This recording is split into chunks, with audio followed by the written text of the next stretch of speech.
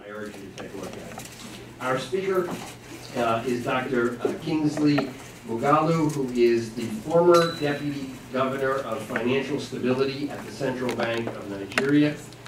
He joined the Central Bank of Nigeria in November 2009 after a 17-year career in the United Nations, and later founding and heading Sogato Strategies, a global strategy and risk advisory firm based in Geneva, Switzerland. In his new book, Dr. Moghalu challenges conventional wisdom about Africa's quest for economic growth in the, quote, globalized economy. He draws on philosophy, economics, and strategy, and covers a wide range of subjects, from capitalism and its meaning to transformation agendas, finance to foreign investment, and innovation and human capital, the meaning of world trade. Some of these things we hope to cover tonight. Dr. Moghalu will make about 10 minutes of opening remarks. Then he and I will sit in conversation for a bit, and we'll end, of course, with your questions. So please join me in welcoming Dr. Moghalu.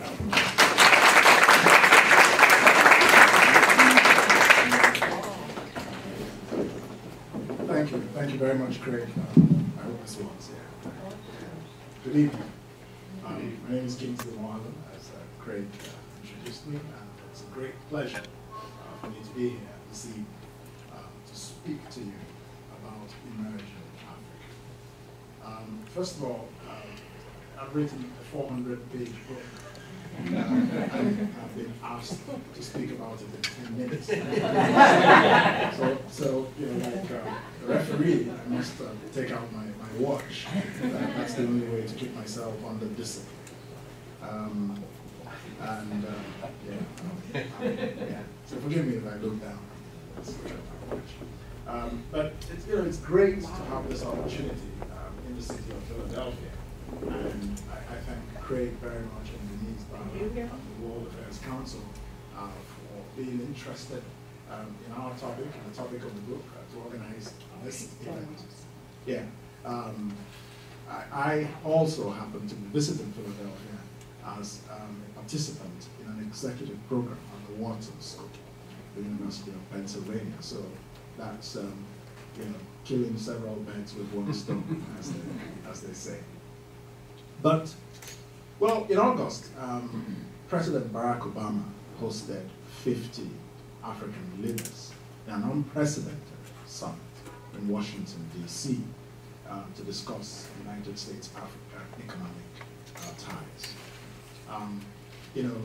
I'd like to talk a little bit about that, but that's only part of a larger picture, because I wrote Emerging Africa from the perspective of Africa, not from the perspective of the United States.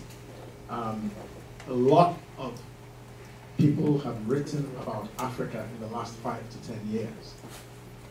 Precious few of them were Africans. And I think that it's very important that you read a book that's written by an African. Not just written by an African who, forgive me, knows a bit about the world. So I understand your language, I understand my language.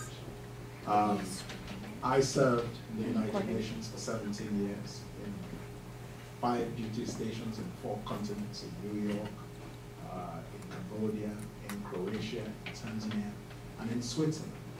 My father, the late Isaac Moghalu, was a Nigerian Foreign Service officer who served in Washington, D.C. for 4 years. And so my early childhood was actually spent in Washington, D.C. in the 60s, as well as in Geneva, Switzerland.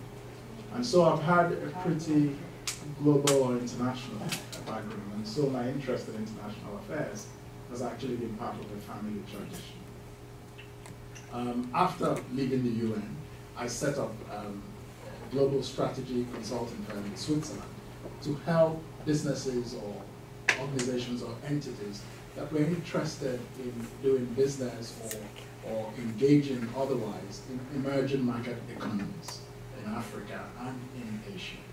And I ran that firm for just under a year, too short, when I was invited by the President of Nigeria to return to my country as Deputy Governor of the Central Bank.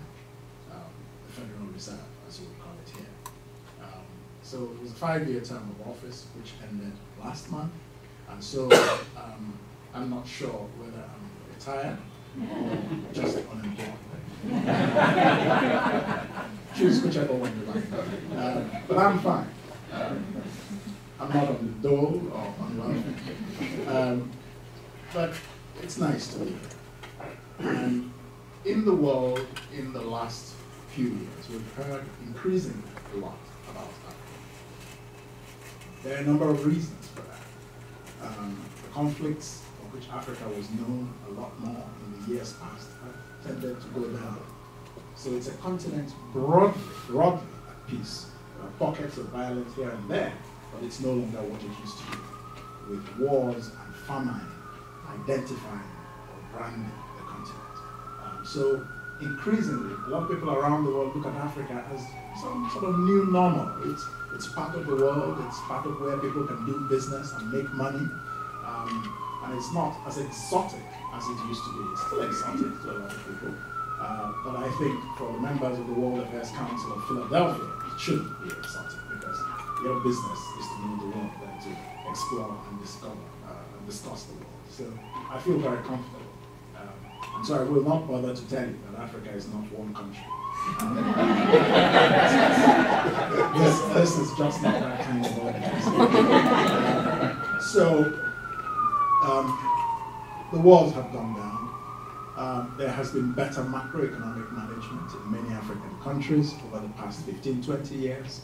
And so we've seen inflation go down very heavily in the continent, from averages of 25 to 30% in the 1980s down to an average of 10% today.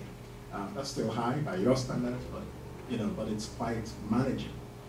You've had increasingly independent central banks, which was one of the reasons I felt honored to answer the call of my country to be deputy governor of our central bank, because I did not feel the president was going to call me or put a gun to my head and say, go print me some money. I felt I was going to be allowed to do a normal professional job, and pretty much that's what happened. Now, another reason why Africa has been in the news lately is a reason that doesn't actually have much to do with Africa. But Africa felt the impact, but very, very slightly. And that was the global financial crisis, which destroyed so much value in the Western economies that businesses began to look for where to make money. Capital will always look for where it will make a profit. And so there is a new frontier, Africa. The title of my book is very loaded. It's called Emerging Africa. So the question is, you would have to notice that I didn't say Rising Africa or Africa Rising. I challenge the conventional wisdom that Africa is rising. I'll say why in a minute in the conversation. The subtitle is How the Global Economy's Last Frontier Can Prosper and Matter. I put last frontier in quotes because Africa is not my last frontier, it's my first frontier. But of course, for a lot of people looking at it as some sort of new Wild West or some sort of new frontier, it is a new frontier for foreigners. And then I discuss how it can prosper and matter. So I challenge in this book the new conventional wisdom that Africa is rising by saying that Africa has emerged, and Africa is emerging in the global economic consciousness without question. Africa is at a time of opportunity and at a time of promise. But is it rising? Has it risen? I answer no. The reason why it's important to take this contrarian view is because we've heard this story, we've seen this movie before. And I don't want this movie to end the way the other movies ended. In the 1960s, late 1950s and 1960s, African countries increasingly became independent from colonial rule. And a lot of people began to feel there was a new African century. And that African countries were rising because they were now politically free of their colonial masters. But we know what happened. The continent eventually took a nosedive downwards with a lot of wars, a lot of strife, a lot of famine, and so on. We're just coming back from it. And so now that the continent is coming back up, I engage in this book in a discussion of what an economic transformation and a real rise means and requires. And so if you are a foreign investor who wants to do business with Africa, what should you be looking at? What should Africans be looking at in engaging with you? So, and I talk about prospering and matter, because you can matter without prospering, and you can sometimes prosper without mattering. So the two are not the same, but I want Africa to both prosper and to matter. And in this book, I give you a clear roadmap about how this can and will happen if we follow this script. Now, what does this book do? The first thing that the book does is to discuss and engage the prevailing paradigm of global economics, and that's globalization. Globalization, what does it mean for Africa? What it means for foreign investors for whom Africa is a new frontier is that there is money, there is opportunity in this new frontier. So that's the logic of globalization.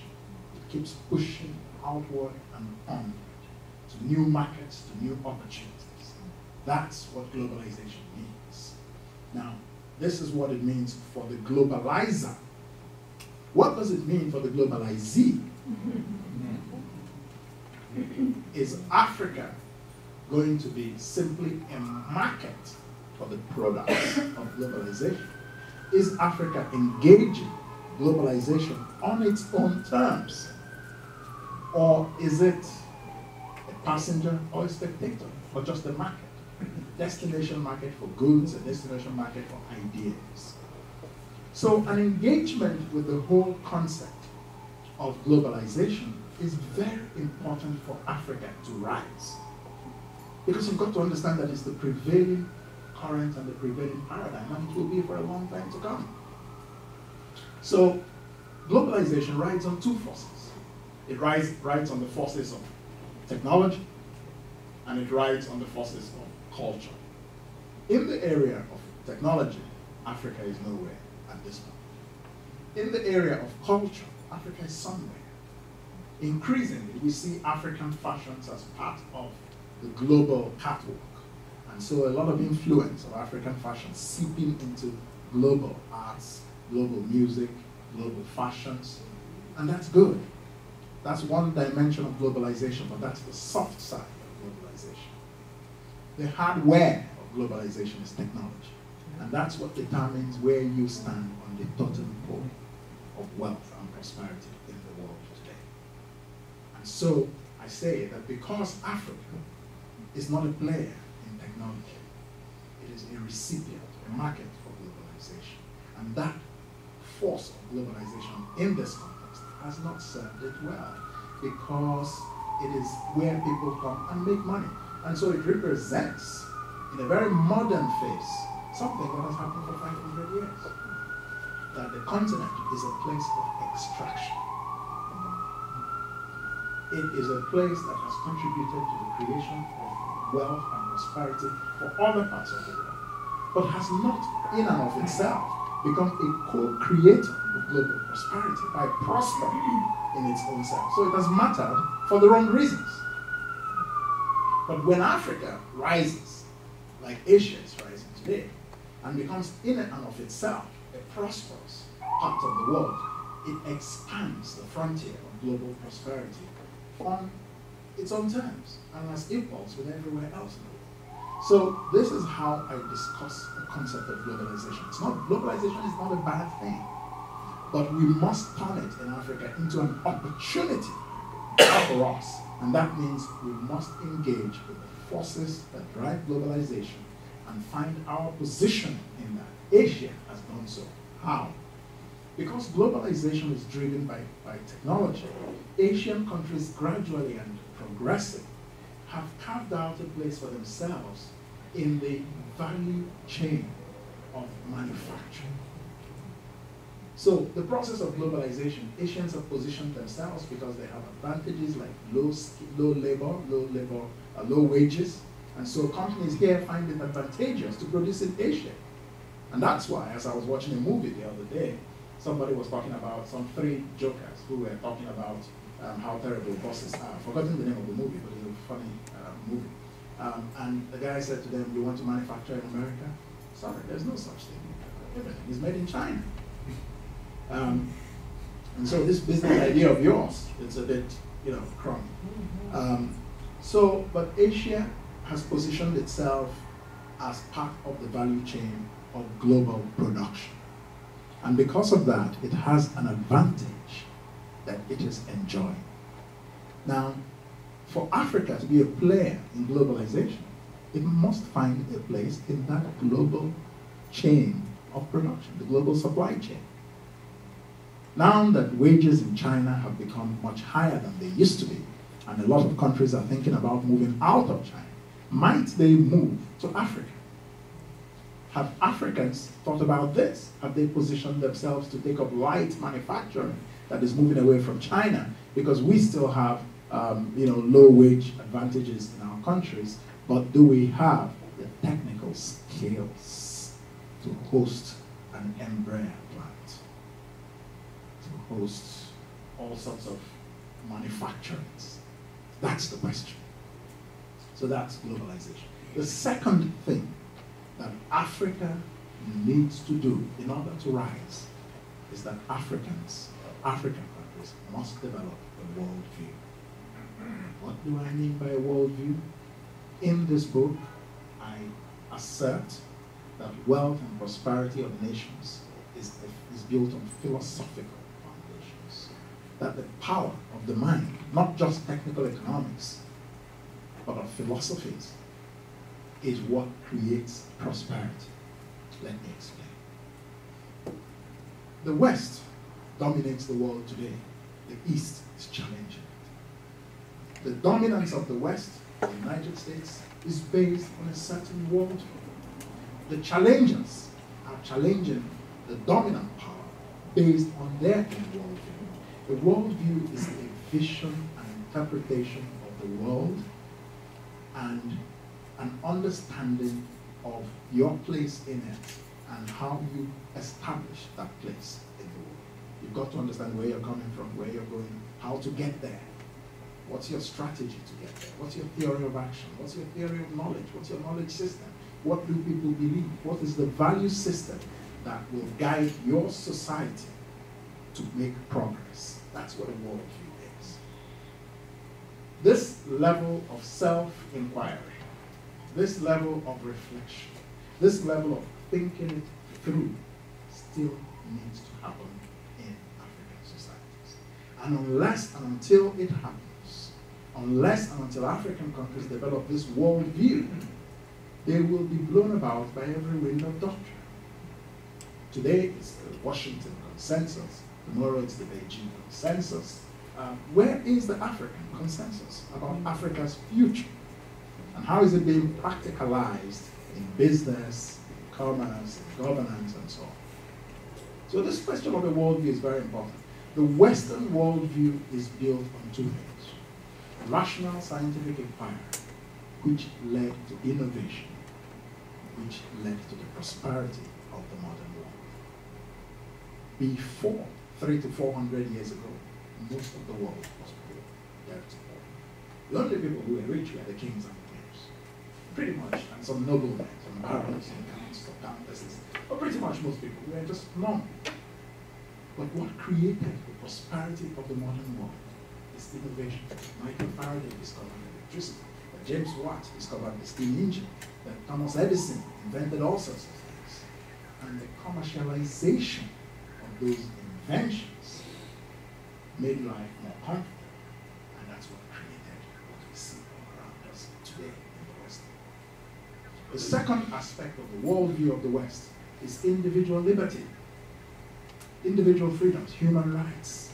And that led to the building of strong institutions in the Western countries to protect those rights. So that's the twin pillar on which the Western worldview rests.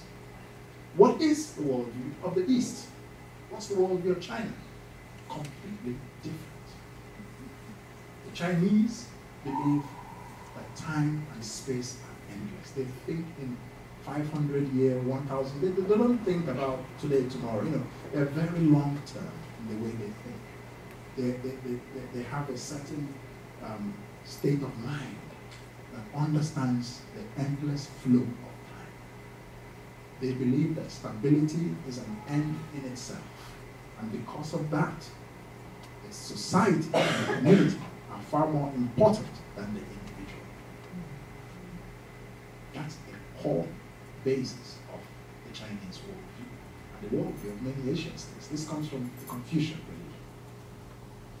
So, very different worldviews, but they have each yielded concrete results on the ground.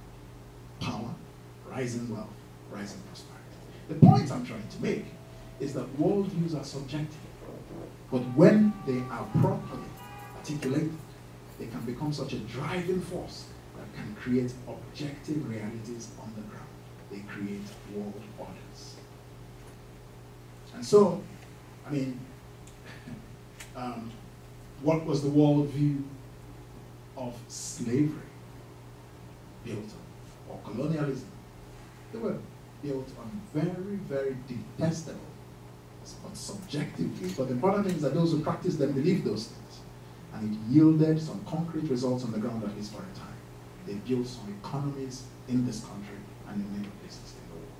And when the rise of other worldviews, of individual liberties, of all men are born and created free, and overthrew those worldviews, a different order was created. So I'm trying to explain how ideas matter and drive development.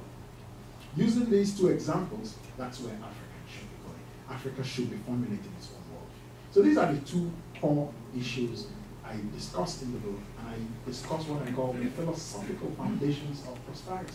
I discuss foreign aid, I discuss globalization. Of course, foreign aid I dispatch with a wave of the hand. It is not a path to development for Africa. There's what is called the aid industrial complex. I talk about it in the same fashion as I discussed the military industrial complex that Eisenhower talked about. And I say that this is what sustains aid. It's a worldview issue. It's we help you. And a lot of organizations that exist in countries like this, a lot of businesses thrive because we're helping some poor people, quote unquote, in some part of the world. But is that aid creating development? Is it creating economic transformation? That's the question that the book asks. Because foreign aid was held out for far too many years, for far too many decades, held out to Africa and to Africans as a path to development. And I say that if after 50 years, if after 60 years, foreign aid has not delivered the vision that it was founded on after World War II, then it has failed. So that's the proposition of the book, that foreign aid is not a path to development. It's a controversial proposition. But that's why I talk about the aid industrial complex, because there is a complex that keeps it alive and drives it. Because it's an expression, foreign aid is an expression and an extension of worldviews that I have discussed. And that's why Western aid is now being challenged by aid from the rising new powers. Brazil, China, India, they've all developed their aid industries. They've all graduated from receiving aid. They're now aid donors. I read an article, and I cited it in the book, about how much India is going to be spending on development assistance. And the Economist magazine said, that's aid from India. So the rising challengers are also using aid to drive their worldview. And all this aid is competing for just which recipients? Mostly Africa. So when will Africa begin to give aid to others? So that's why I say this book challenges conventional wisdoms. So I dispatch aid. Now I discuss capitalism. Every man and his uncle, every woman and her aunt is now a capitalist.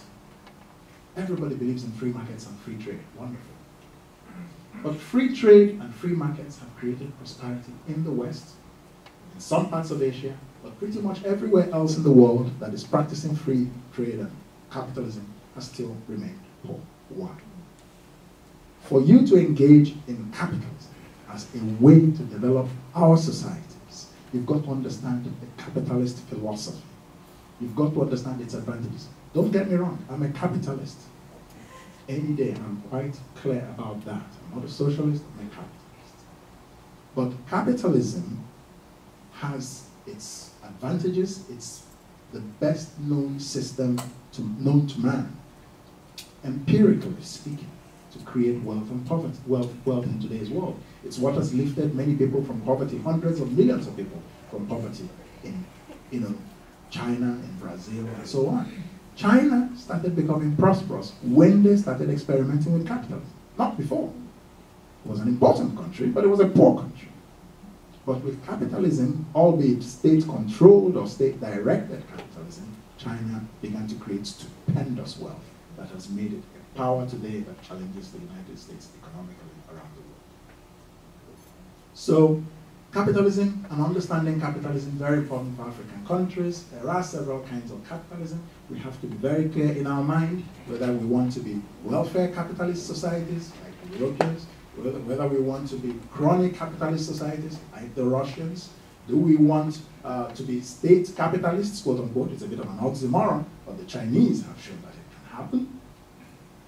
Or do we want to be entrepreneurial capitalists, small business, mom and pop business that builds the United States to a very large extent, and which is something that is part of the culture of many African societies. Always in every society you find combinations. Yeah, it's a capitalist country. Who has privatized Amtrak? Sure, it's a capitalist country. There are a lot of industries, very strategic things here that no capitalist will touch or be allowed to touch. That's the fact. Capitalism contains in itself certain contradictions, and you find that the only way it survives is that every now and then there must be a redistribution of wealth for capitalism to survive. That was the New Deal. I know some people are called redistributors in chief and this and that. Yeah. That's the reason they're redistributed. It's not because they're socialists. I don't want to get into your politics. But the point I'm trying to make is that we in Africa need to understand these things and engage with the rest of the world on this basis. And then I discuss various other things. Foreign investment, I discuss the role of innovation, science and technology. I discuss how the world actually functions. The idea that there's an international community, I dispatch that idea with my left hand. There is a self-interested, anarchical international society of sovereign states. They're all competing. But those who are saying there's an international community are the ones who make the rules. And if you believe them too much, they will have you for lunch.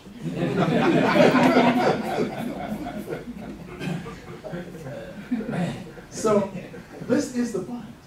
And I discuss the role of strategy and risk management and modern principles of management for how Africa can rise.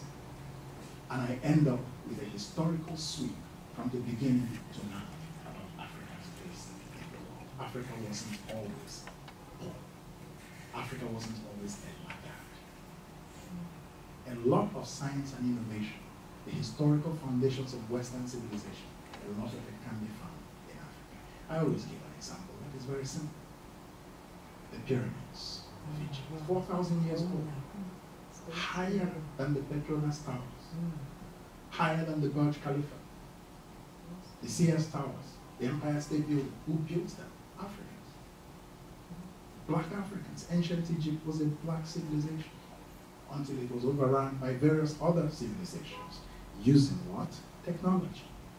Technology gave those civilizations an advantage, military technology. They focused on some other types of technology, but not military technology. And those who had military technology overran them, conquered them, and a lot of other new influx into the population made it a different type of population that we know today. So I show by so doing that Africa does not have a destiny that is automatic. Africa is not on a path to some gilded future. Africa will have a future that Africans create. And so, for example, when we're engaging with the United States, when we're engaging with Barack Obama, and with our discussions about how Africa and the United States can do business together, what should we be talking about? What we should be talking about is American corporations investing in the things that can create win-win prosperity, shared gains. Africa needs to build know-how.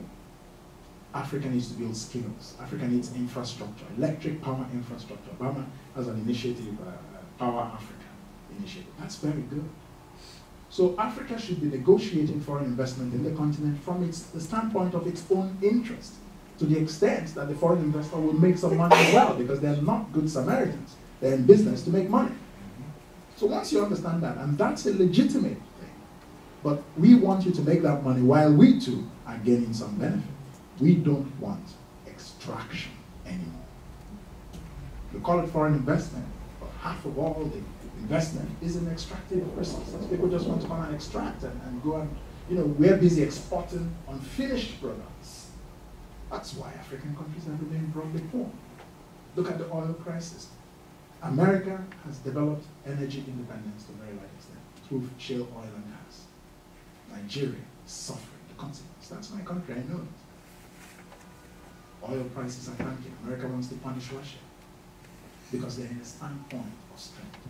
But of course, their self-interest, they will have to keep watching it, because if the oil price tanks too much, shale oil and gas production becomes economically unviable, and America will suffer. So the oil price will not go below a certain floor. I'm just predicting. So this is the point. This is what this book is about. It's about the fundamentals. It's not about the conventional wisdoms. It's about looking at Africa's place in the world from a new standpoint. It's about looking at the opportunities that Africa presents for itself and from the perspective of Africa, so that Africa can rise and become a legitimate part of the shared global prosperity. That's what this book is about.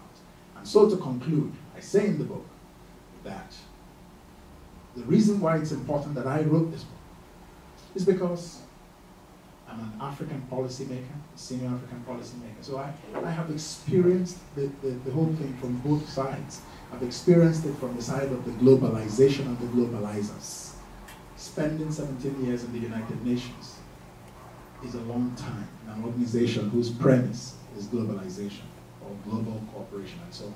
But returning to my country to work for my government as a deputy governor of the central bank, I can see it from the bottom up. And so I said in the book that I was outside looking in, but now I'm inside looking out. And I say in the book that as Chinua Achebe, one of the most famous authors in Africa certainly, and in the world, said in one of his books that until the lions become their own historians, the history of the hunt will always glorify the hunter. Thank you.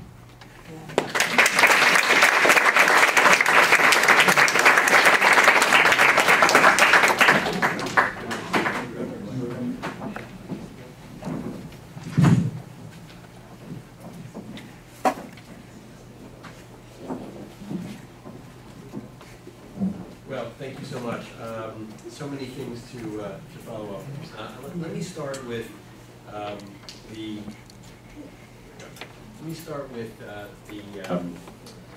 controversial premise, as you said, about foreign aid.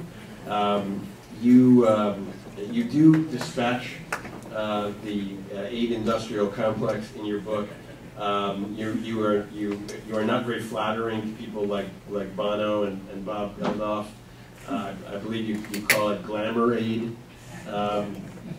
So there are probably a lot of people in this room who have donated to these charities and who believe, sincerely believe, that that their donations have helped keep people alive who would have otherwise perished from famine or from AIDS or whatnot. And yet, I take it your point is not that that the aid itself has hurt people. It is that it's not a path to development. And I just wonder if you could sort of expand a little on that distinction. Well, thank you. Thank you, Craig. I'm happy to. You said I dispatched the aid industrial complex. Happily so. And, there are three types of aid. There's humanitarian aid. And let's be clear. Humanitarian aid is good. It's good aid. Any society that faces a famine, that faces a natural disaster of any sort, certainly deserves a helping hand from their neighbors or from other countries in the world, and that's fine. But that's humanitarian aid. It's meant to temporarily help stanch sort of the flow of destruction or whatever it is, and help them to get back on their feet, but they still must get back on their feet themselves, the people who are suffering. There is what is called budget support, structured aid that economically powerful countries give to small and medium economies consistently and in a structured manner. What that creates is dependency, period. It's a handout. I never saw a guy, a woman who got rich by begging. I want someone to show me. And then there's philanthropy. That's the third one. That's what Bill Gates does. Powerfully wealthy. He's using his money to very good effect. He's focusing on diseases like malaria. He's funding research for malaria vaccine. That kind of aid is good. So the aid I'm actually dismissing is the structured and structural dependency type of aid from government to government. That's the most harmful one. Why is it harmful? It's not just benign that it doesn't lead to development. It's actually positively harmful because aid crowds out opportunities for local innovation and local economies. Because aid is a powerful force. If the government feels aligned to the giver of the aid, they will create policy space for aid products to flood the society or the market or whatever. And so the incentive for local production does not exist because that aid is coming in subsidized. So there's no real competition for it. People are getting it quote unquote free. Why would they go and buy what's being produced locally? But when people are not producing locally, people are not getting wealthy. But if they're receiving everything free, quote unquote, from foreigners, they become dependent, but not wealthy. That's the point I make concerning foreign aid. And I also say, if you read the book, you will find the 5 bases for US foreign aid. Only one, very much towards the last, has anything to do with development of any country. Aid is a projection of power. We give you aid, and we project our power and influence, and we can affect your society in ways that take away the initiative and the decision making from the locals. So, for example, big issue in the United Nations. We take off the list, who do we give aid? We call up the ambassadors or their foreign ministers or their presidents and suggest how they might want to vote in the United Nations. That's a lot of what is the result of aid. It's not.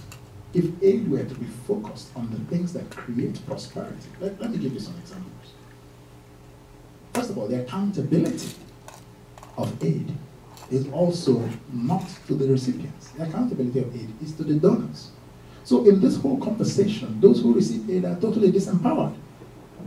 The accountabilities are to the donors. It's not to the recipients of aid about how effective aid is. No. Now, what I call the aid industrial complex, now you find out that the donors give money to what they want to give money to. They're not giving money to the things that may actually change the dynamics of economic transformation on the ground. No, but there are certain things that resonate in this society or in societies like this. And that is what the aid donors raise funds for. And they pull on people's heartstrings, and that's good. It's not a bad thing to be kind and to donate to charity. But I'm just trying to speak from the perspective of an African, the perspective of Africa, and this is not what's going to create economic prosperity for our continent. So if you give to a charity and you think you're supporting development in Africa, I just want to suggest to you that you're not actually doing that. You're actually, doing a humanitarian gesture, which is a very different thing altogether. So that's the point I'm trying to make when I talk about the limitations of foreign aid. If you were to invest foreign aid in let's say you're funding innovation. A lot of brilliant young kids in Africa have wonderful ideas. They're inventing things. The Thomas Edisons of Kenya, the Steve Jobs of Nigeria. Also, they have wonderful ideas, but there's no venture capital financing them to take their inventions to market. Wasn't that what created prosperity here? If you want to give aid, come in and do that. That could help a lot more. Can you If you're funding education, schools, teacher training, the building of structures that can create the skills that are necessary to host the foreign investment to construct buildings in Nigeria. Could you talk a little bit about the example, because I found it to be very illuminating, the example about malaria and the focus on nets as opposed to solving the problem. Thank you very much for reminding me of that. That was, when I was in the machine of the industrial complex. I used to be in the belly of the machine at some point. Now, malaria is a terrible thing. It kills a lot of children in Africa. And it has economic consequences for the continent. Therefore, of course, fighting malaria is a laudable objective. How is malaria being fought? Now, what happens? In my own worldview, and I never leave home without one, I must tell you.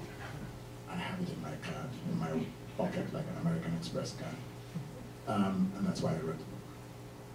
Is that, you see, you've got to fight the vector, the disease vector. You've got to attack the problem at the root. What's the sanitation environment that breeds mosquitoes in Africa? Can you eradicate malaria? You can. But for a long time, the narrative has been that Africa is a tropical environment, you cannot eradicate malaria. Mal area is an Italian word. Bad area from the swamps. Mal area. It's an Italian word. It came from Italy. Malaria was eradicated there. It was eradicated in Louisiana. In all those tropical environments where it bred here, because the Western countries used DDT mercilessly, despite the environmental damage, the side effect. But it worked. It did the job. The cleanup came later. Today, African countries that want to use DDT are being told, oh, it damages the environment, you can't use it. If you try to use it, we'll sanction you. So you find the emphasis on fighting malaria in Africa to be about bed nets. These bed nets are manufactured. Initially, it was in the Western economies, especially Europe, now increasingly in Asia. But they're not manufactured in Africa. And so it is the manufacturers of those bed nets that are getting wealthy from the fight against malaria. But the vector, the disease-bearing vector, is not being attacked or wiped out at source. So it's a palliative approach to fighting malaria. In fact, the whole discussion about eradicating malaria and getting a malaria vaccine, it began only after Bill Gates said it was possible. And this is what we should be doing. In a moment of epiphany, Bill Gates said we should now be talking about eradicating malaria. We should now be talking about funding a malaria vaccine. And that's when the discussion began to shift, because Bill Gates said it. Just as a lot of people will donate to feed all those hungry children in Africa, because Bono or Geldof said it. That's the point. So some countries in Africa, and so it's about, development is about taking ownership of your destiny. It's not about waiting for Bono or waiting for Bill Gates or some kind-hearted person to come and do it for you, because they can't. So the fight against malaria, that's what I talk about, that we should be focusing on the disease-bearing vector. And how can we create the sanitation environment in African countries that makes it difficult or very difficult for malaria parasites to breed? The environmental and sanitation in many African countries is very, very low. And that's not being attacked. A lot of these malaria, these bed nets, you keep them out, and the aid organizations do not count how many people are using them. They only count how many of them, how many of those bed nets were purchased and distributed. That's where the accountability is, but man, they're not measuring the real impact. Because a lot of girls in many rural communities will use those bed nets as wedding veils. That's the truth. It happens. I mean, I'm an African, I know. Some will use it, of course, for the right purposes. But I'm just trying to talk about real impact. So these are the kinds of things I talk about. Yeah. Let me turn to the question you raised about electrification, about power. So in your book, you say that all of sub-Saharan Africa has the installed electric generating capability of Spain, despite having 20 times the greater population than Spain. Electrification is a key to modernity, obviously, perhaps the key to modernity. But does Africa then run up against the growing international consensus about climate change? How does Africa electrify without using fossil fuels? Thank you. I agree with the importance of climate change. I am a very big fan and advocate of alternative energy sources being used in Africa to generate electricity. But it's very expensive, and there are technicalities with it that make it maybe difficult to take to scale at this point. Now, the point is about having policy space by countries. Countries should have policy space to decide their destiny. It's not that any country sets out to pollute itself, no. But some solutions may have more of a pollution effect or less. But if it solves what is the fundamental problem, you can deal with the other issues later. The American economy did not develop on the basis of climate change. It developed on the basis of a lot of pollution. I'm sorry, it was an industrial manufacturing economy that was producing a lot of pollution. And if somebody had come to the United States and said, look, stop manufacturing these things, you're polluting the environment, you wouldn't be where you are today. That's the truth. And China knows that. I'm not supporting pollution in China. But I'm just trying to say that you find that countries that have the policy space to decide their own path forward can always deal with problems in sequential patterns. You cannot solve every problem at once. And pollution is a problem, a legitimate issue that should be dealt with. But I don't think that we should sort of put it so much front and center that it denies African countries the opportunity to electrify their economies and support industrial production. You can't have an efficient industrial manufacturing economy without electricity. That's the fundamental basis of development. You have to have good educational systems. You've got to have good hospitals. Those are the things. And so when you say that Africa's GDP is rising and it's at 7% average a year and all that, that's not necessarily development. That's economic growth. But is that development? There's a difference between the two. Growth is necessary for development, but you can have better quality of life without massive GDP growth. It's controversial to say this, but that's a fact. And we should be focusing on the quality of life in Africa, about the Human Development Index. That's what we should be focusing on. So the focus on economic growth is blinding us to the shortfalls in our strategies, and so we're celebrating growth without necessarily transforming our economies, because our economies are still fundamentally based on extraction and the export of raw materials. And for so long as that is the model, we will not rise. As I said at the beginning, there's so much in this book, it's impossible to cover in this short time. Let me ask one last question, and then we'll open to the audience. So the macroeconomic statistics have been so impressive that we've had this Africa rising theme based on 7% average GDP growth. But there's a startling statistic in your book, what I found startling, that you say that 80% of the GDP of the continent, a continent of 900 million people, 80% is generated by 100,000 individuals. Yeah. So that is a level of economic inequality that's hard to imagine.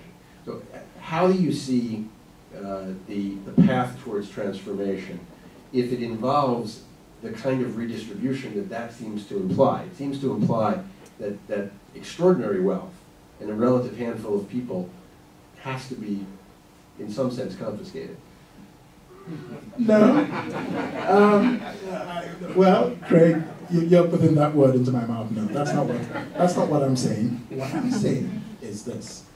What I'm saying is that it is this failure, the inability to reflect, to think it through, to interrogate capitalism as a model, as a path of development that has brought about this type of horrendous inequality. And it will continue because when you have jobless growth, some people are getting rich, but armies of young people are unemployed. In the end, what you'll have is some sort of social conflict of some sort. So what I'm suggesting is two things. First, that a lot of African countries have stepped back from, they feel that the private sector has to take over everything. But the private sector only looks at profit. They don't look at social equality issues. They don't look at inequality issues. They look at the profit line. That's what they're looking at. So it's the responsibility of the state to make sure that its hand is still at the wheel of development policy, of economic policy. Creating an enabling environment for wealth creation, but they can guide certain things. For example, you can say to private sector manufacturers, or you have to cite industries in so and so area. Here is what the incentive will be. It's a deliberate policy. It's a choice. There will be a cost, but you achieve your. China has that challenge today. Some parts of China are not as well developed as others, and there are policies being developed to address that problem. So I think that if you just allow the private sector to its own devices without providing guidance from the state, then you are practicing capitalism that is perpetuating poverty. Some people will get wealthy. There are three things you need to prosper. A capitalist economy needs three things. First, they need capital. You can't have capitalism without capital. And capital is not in as much supply in African countries as it should be. One of the reasons is because capital is very expensive. Why is capital very expensive? Because infrastructure is very weak. If everyone is producing or doing business using generators, they must factor the cost of running those generators into the price of their product, including a bank. Why would they lend you at interest rates of 5% or 4% instead of 15 or 17 or 20%? So that's what I'm trying to say about the state really still being involved in creating the policy space, but providing strategic guidance. That's its role as a state. I've given to you the example of Amtrak. Nobody has privatized Amtrak. But this is a classic capitalist society. There's a reason for that. So I'm just trying to say that African countries are making a mistake when they think that capitalism or free markets means that governments must abandon their responsibility to the private sector and just say, we're going around the world looking for foreign investors. But you don't have a foreign investment strategy. You don't have a list of priorities. You're not saying to the investors, here is where you must put your money. We are the state. We're in control of this territory. Why is it that the Chinese have not been able to invest in telecommunications in this country? Somebody's stopping them, and there's a reason. There are countries where you cannot invest in land. Every country has its own policies. Even as the free market, quote unquote, is thriving. It's only in Africa that you just have these businessmen running around and as if they will take over the functions of the state. They can't. That's the point that I'm making. It's not a point for confiscation. No. It's a point for policy engagement, from a public policy standpoint about how capitalism or free markets have to be regulated or modulated or guided. That's all. That's all I'm saying. You don't have to confiscate anybody's wealth. But I was saying that capitalism needs three things. You need capital, you need property rights, and you need innovation. We have to go and address those structural imbalances. Property rights in African countries are very weak. In many countries, people cannot own land. They can only have leases. In my country, they call it the certificate of occupancy. In the slums of Kenya, what do they call? There's one major slum in Kenya. Trying to remember the name. East Africa. Now, if you look at the amount of, it's a prime real estate. If people owned where they're squatting on, they could use it as collateral for credit to start a new business. But because they don't own the property rights, their ability to access capital becomes impaired. Because innovation is not being projected and promoted as state policy, the factor that drives the wealth of capitalism in Western countries and some parts of Asia is not present, because innovation is not taking place. How can you then say that capitalism is your path to development? That's the point. Thank you. Questions from the audience? First hand back there. Yes. I think what we'll do, we'll sort of take two or three questions. Yes, and just yes. So for efficiency. Hello, my name is Kiana. I'm a graduate student at the University of Pennsylvania. First off, I want to say excellent talk. I really agree with a lot of things you said. You presented it really well. But one question I had is, I actually do agree with you about like not having foreign investors and not having people come in and dictate what Africa does. But my issue that I also have worked in development is on the other side is, how do you get, African governments, and not just governments, but African businesses, and even people in the diaspora, the people who come to the U.S. for school and stuff like that, to go back and want to invest in Africa and bring about like a lot of these changes that you were talking about? So let's get two more, and then we can sort of answer in sequence, please. You spoke initially about worldview, the Western worldview, the Eastern worldview, and that Africa should have an African worldview. But what I hear you saying is that Africa should adopt wholesale the Western worldview and capitalism. Where is Africa in that? Please. My question is a little bit lengthy because I'm doing like a research on specific topics, so I've prepared this question specifically for you. But try and keep it short. Okay. Why don't we hold it? Why don't you do the first two? Okay. We'll come back. Okay. All right. Okay. First, to the lady, the first lady who asked a question, we talked about how to bring back the Africans in the diaspora. Is that what you were trying to say? Africans in the diaspora, but even the governments that are already there, and get them interested in like increasing that human capital. Okay. That's the point of the book, that public policy in Africa is very weak. We've got democracies, and we've ticked that box. We have elections every 4 or 5 years or whatever. You've got a lot of politics without very serious governance. And that's the problem. Because serious governance really engages public policy. But in Africa, in many African societies, the first phase was we were all military dictatorships, now we're holding elections. So the powerful countries are happy we've joined the world, we're now democracies, quote unquote. And so the contest is always for power, to keep it and to hold it, and then to distribute its advantages through various patronage systems. That's a different thing called governance. And that's why it's a different debate I don't want to get into here about whether democracy is necessary for development. Because many countries have developed without being democracies. So I'm not at all someone who automatically just enlists in an idea because it's a Western idea. And I'll come back to what the second lady said. So the problem, and that's why I wrote this book, to challenge African leaders and African citizens to focus a lot more on public policy and how it can create transformation and how governments can be held accountable for the effectiveness or the lack of it of public policy. That's the point. So human capital is the #1 factor that Africa needs today, even more than electricity. Because if you look at all the societies that have risen, you find out that there's a high quality of education and a high quality of skills. And that's what sustains manufacturing. That's what creates innovation. That's what creates all sorts of other effects. So human capital development is where the fight must begin.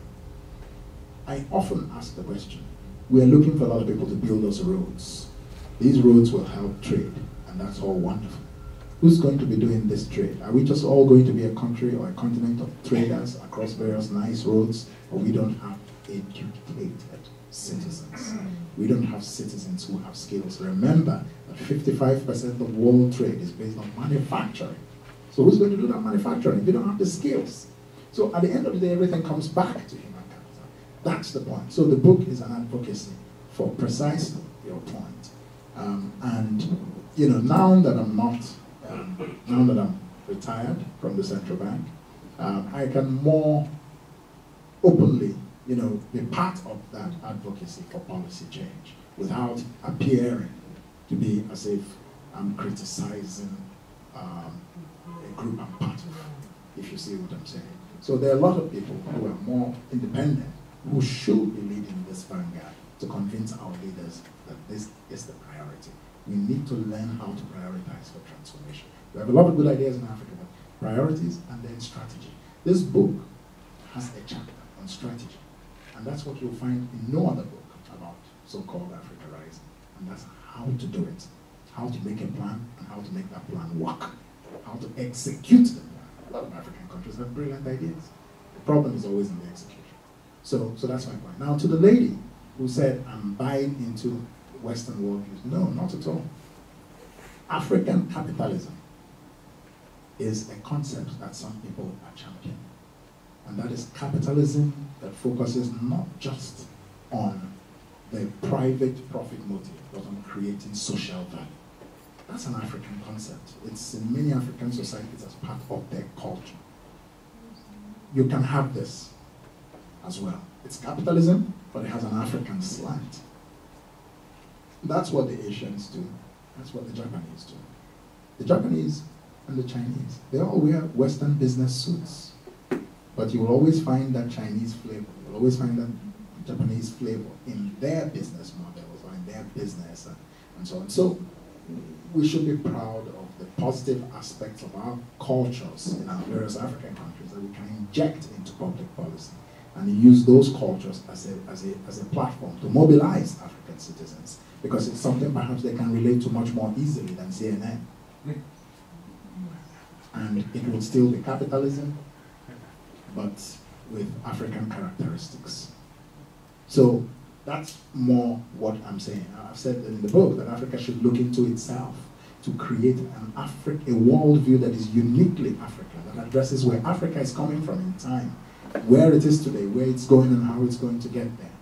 That reflection must take place. It can take place at two levels. It can take place at the level of the African Union. The leaders are now developing what they call an Africa 2063, which is like Africa to 50 years from now or so. And that's one level of the possibility to craft a worldview. Another level, of course, is that there are 54 countries in Africa, and that each country's situation is unique. So you can attack it at two levels. The continental level is fine, but it's better to attack it from the ground up, one country at a time. Otherwise, you may have the same type of problem you have in Europe today. People who feel that the countries of Europe should dissolve their individuality into some federated European state, and you see a backlash that is happening. Imagine what would happen if China or the United States or Russia, some of these major global economies were to just abdicate their national responsibilities to some, some regional or international grouping. The citizens of the United States voted for their president, and the accountability must first of all be about them. So, but anyway, yeah, I digress. Yeah. Okay, I want to have time for Dr. Moghalu to sign books, and so we're going to take one more question from the young man who is doing the research project. Yeah, in your book, your main argument, you premised conventional argument in terms of emerging Africa. So, I want to take a non-conventional point of view here. So I'm going to use Nigeria as an example, as the United States of Africa, to say specifically, because in terms of vast I specifically condemn the idea of the United States of Africa. When you read the book, you'll see. So, okay. So I'm going to ask my question basically on these words. based, according to Wole Soyinka, who is a profound writer in Africa, he said, Nigeria, the fundamental problem is corruption. We have enough for our needs, but not enough for our place. So using these words, do you believe that Africa's fundamental problem is corruption? Or if not, do you think there is a combination of different issues that are affecting Africa, like the rise of terrorism, warfare, or unemployment, or education issues? Now, addressing the challenge of economic transformation is a big task, and it has many components. I don't want to appear to be just multidimensional. I've just prioritized, which is necessary, because there are many good things, a lot of things that would be nice, but there's some things that are must-dos or must-haves. And unless you begin to think in that way, understanding that you will not solve all your problems in one day, but you must tackle the most fundamental first and move from there to the next stage. Question of corruption is important, but I want to tell you that corruption is not the most important problem in Africa. Corruption is a symptom of the most important problem in Africa, and that is the absence of a worldview. And let me explain to you why. Because a worldview includes a value system. If the mind has not been educated or propagandized, I talk a lot about propaganda in my book as a path to development, because, and I show clearly that that word is not necessarily an evil word. All societies are propagandized to have a certain value system. There's a reason why you will not find a lot of shortwave radios in the United States. We don't want to go into that. But the point I'm trying to make to you is that corruption is a symptom of the absence of a value system, which is part of the worldview. And so if you attack the problem from the point of view of creating a worldview, propagandizing it through the educational system, that's number one. You've got to catch the minds young. And to say, this is the value system we have in this society, and children grow up with it, you're much less likely to have corruption at the center, which is what you find in many countries in the developing world today. Corruption is in every society.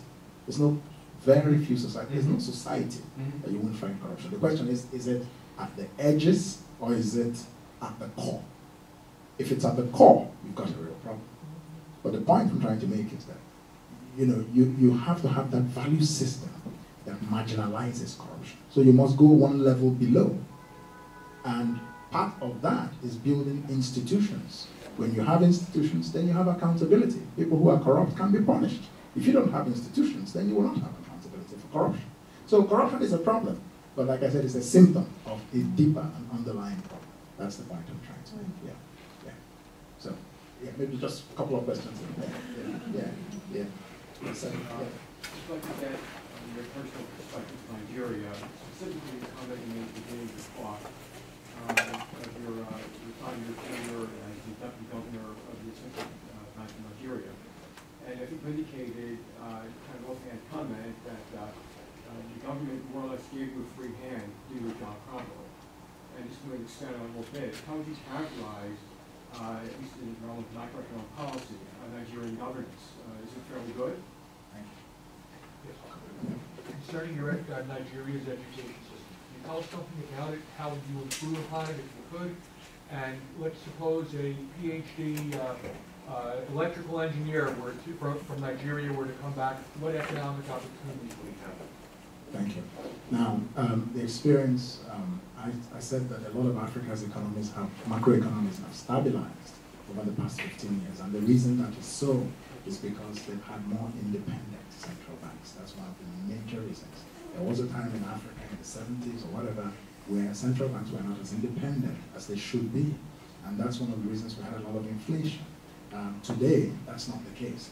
Governance is not perfect, but it has improved to some extent, certainly in the management of the macroeconomy. So my experience was that as a central banker, we were broadly independent. There are always tensions in central bank independence between central banks and politicians. They exist in this country.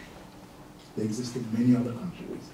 The nature of political power that is elected and accountable always feels uncomfortable with the concept of central bankers being so powerful when nobody elected, they were appointed.